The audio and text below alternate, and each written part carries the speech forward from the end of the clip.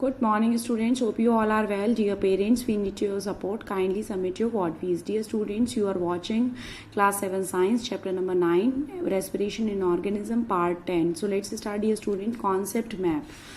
Respiration, dear students, two type. Earlier we discussed aerobic respiration and anaerobic respiration. Aerobic respiration takes place in human being, plant, fish, insect and the earthworm.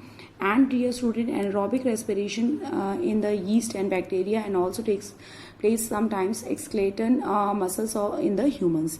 Dear students, that respiration in human beings through the lungs, in plants through the stomata, in fish through the gills, in insect through the spiracles and trachea, in the earthworm through the skin.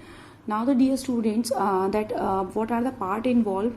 That is nasal passage which help in filtering air. Trachea is also known as windpipe.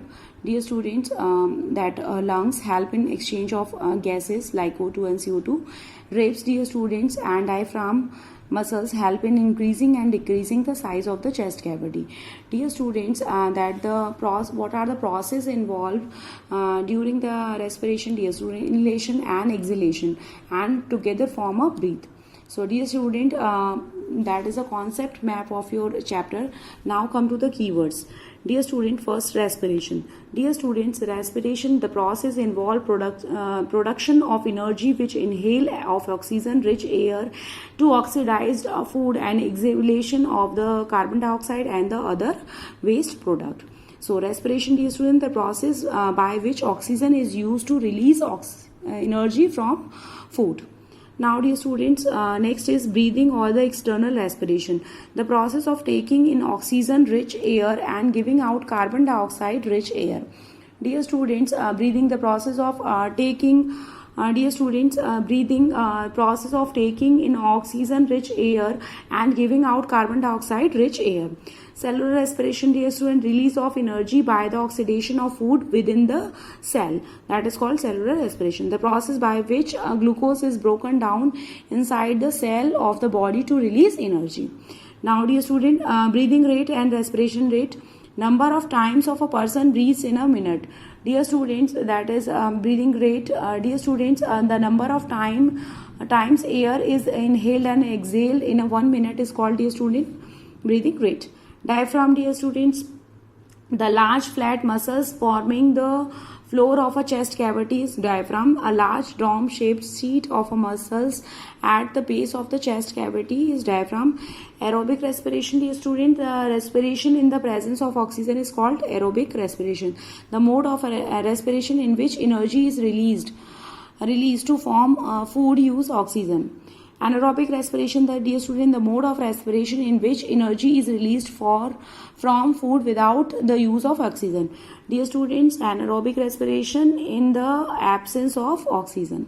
So dear students, these are the keywords. Now come to the summary of this chapter. In this chapter we have learned that energy is released from food by the process of respiration.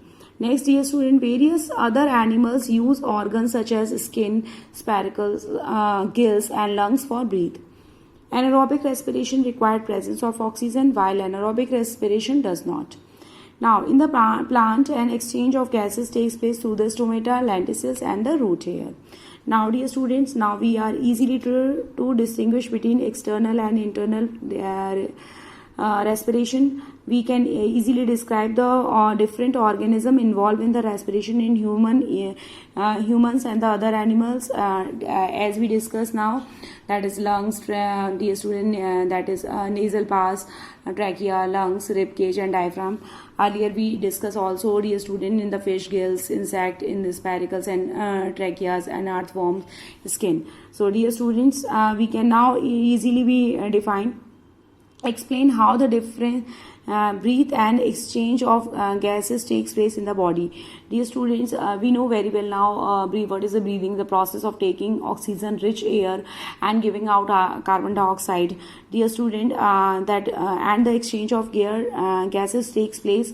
Dear students, that inhalation, the process involved in inhalation and exhalation and together forms a breath. Now dear student, distinguish between aerobic and anaerobic respiration. Now dear students, we know very well in the aerobic respiration in presence of oxygen, and in the anaerobic respiration in the absence of oxygen. So dear students, hope you understood. You have to read this page thoroughly. Thank you student. Stay home, be safe.